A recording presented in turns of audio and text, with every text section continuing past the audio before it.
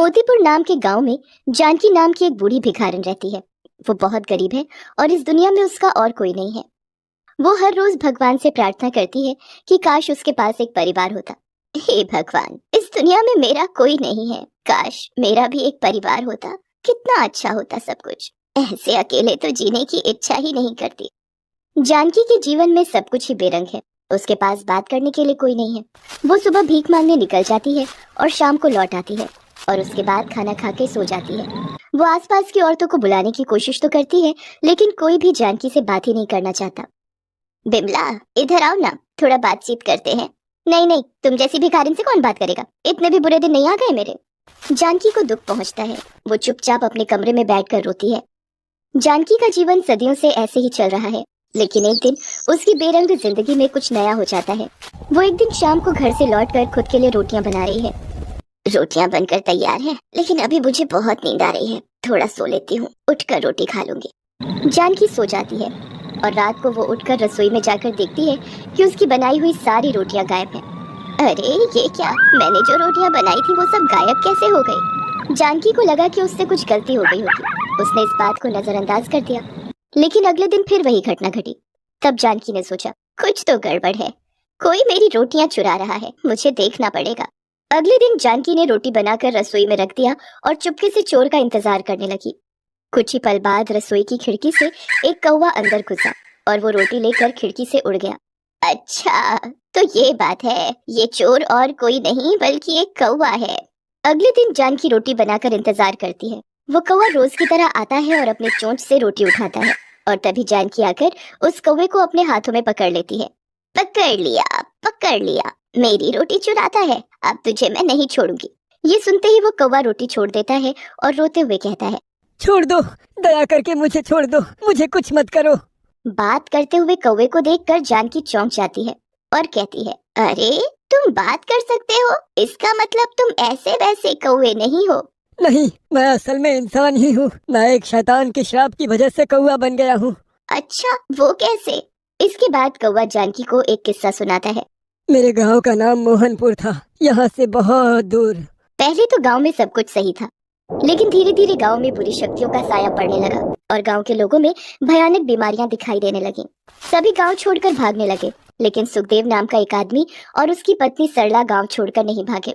वो दोनों अपने बेटे के साथ गांव में ही रहने लगे। ये गांव हमारी जन्मभूमि है, इस गांव को छोड़कर हम कहीं नहीं जाएंगे। लेकिन एक दिन उस गांव में एक शैतान आ गया और उसने सुखदेव से कहा, तुच्छ मनुष्य, यहाँ से चला जा, नहीं तो बहुत बुरा होगा। नहीं, मैं यहाँ से नहीं जाने वाला। तुम चाहे जो भी कर लो, मुझे यहाँ से हिला नहीं पाओगे। ये मेरा घर है, ये मेरा गांव है।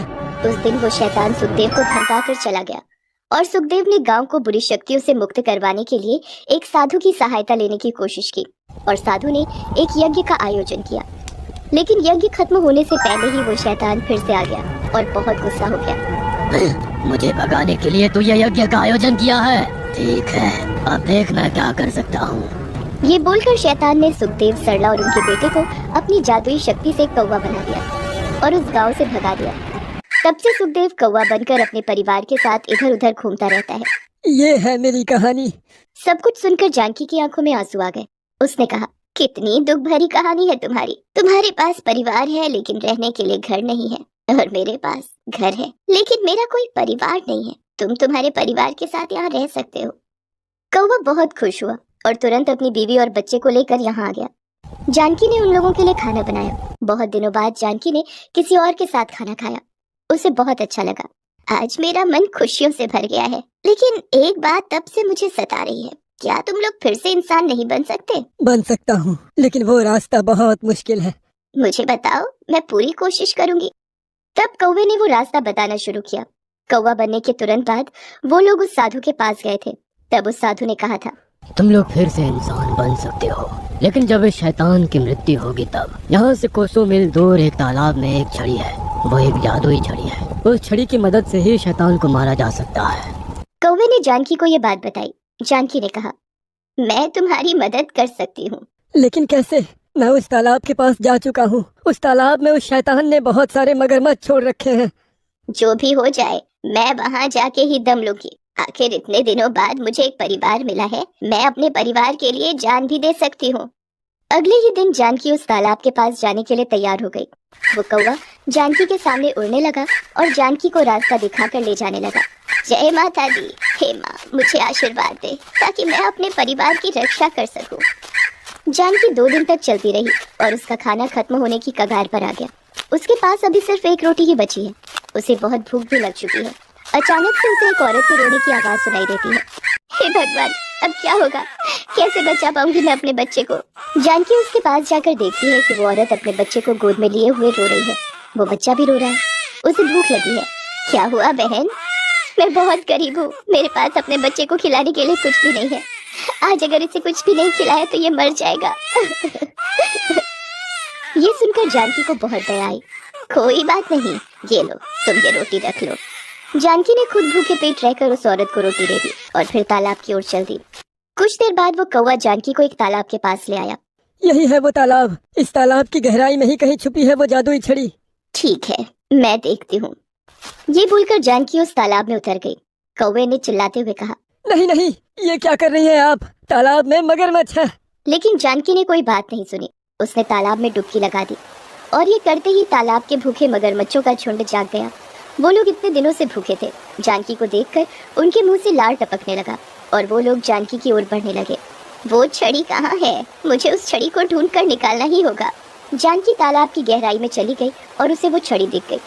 जानकी ने उस छड़ी को अपने हाथ में ले लिया, लेकिन तभी अचानक से मगरमच्छों ने जानकी पर हमला कर दिया। अरे बाप रे, अब क्या होगा? छोड़ मुझे, छोड़ दे।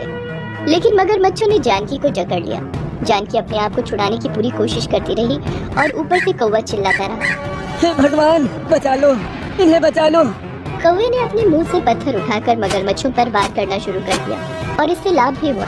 मगरमच्छों ने जानकी को छोड़ दिया। जानकी वो जादुई छड़ी लेकर तालाब के ऊपर चली आई, लेकिन वो बुरे तरीके से घायल हो गई है। चलो अब उस शैतान को मजा चखाते हैं। जानकी उस कौवे के साथ मोहनपुर चली गई। वहाँ वो शैतान गांव में घूम रहा था। कौवे को देखकर उसने कहा, तो फिर से आ गया, अब तो तुझे मरना ही पड़ेगा। उससे पहले तू मरेगा शैतान। कौवे के ये कहते ही जानकी उस जादुई छड़ी को शैतान के सामने ले गई और उस जादुई छड़ी से एक तेज रोशनी निकलने लगी। ये छड़ी तुम्हें कहाँ से मिली? उस शैतान का देहांत हो गया। वो भस्म हो गया। वो कौवा फिर से सुखदेव बन गया। अरे वाह, मैं ठीक हो गया, मैं ठीक हो गया। सुखदेव खुशी मनाने लगा, लेकिन जानकी नीचे गिर गई। उसके शरीर में बहुत सारे जख्म थे। इसकी वजह से जानकी का भी देहांत हो गया। अरे ये क्या हो गया? उठिए उठिए, बात कीजिए। तभी वहाँ पर सुखदेव की पत्नी, जो थोड़ी देर पहले कौवा से इंसान बनी है, वो अपने बेटे को गोद में लेकर आई और वो भी रोने लगी। इनकी वजह से हम फिर से इंसान बन पाए हैं और हमारी वजह से आज इस दुनिया को छोड़कर चली गई। हे माँ, क्या यही आपकी इच्छा है? और तभी दुर्गा माँ प्रकट हुई। मुझे पता था ऐसा ही होगा, इसीलिए मैंने रास्ते में जानकी की परीक्षा ली थी। मैं गरीब औरत के रूप में रोती रही और जानकी ने अपना निवाला मुझे दे दिया। मैं जानकी से प्रसन्न हूँ। ये बोलकर दुर्गा माँ ने जानकी को फिर से जिंदा कर दिया। सभी बहुत खुश हुए। जानकी ने दुर्गा माँ को प्रणाम किया। इसके बाद मोहनपुर से काला साया हट गया और फिर से लोग लौट आने लगे। सभी ने जानकी का किस्सा सुना और जानकी को बहुत प्यार देने लगे। जानकी का सपना पूरा हुआ। वो एक परिवार चाहती थी और उसे एक गांव का प्यार मिल गया।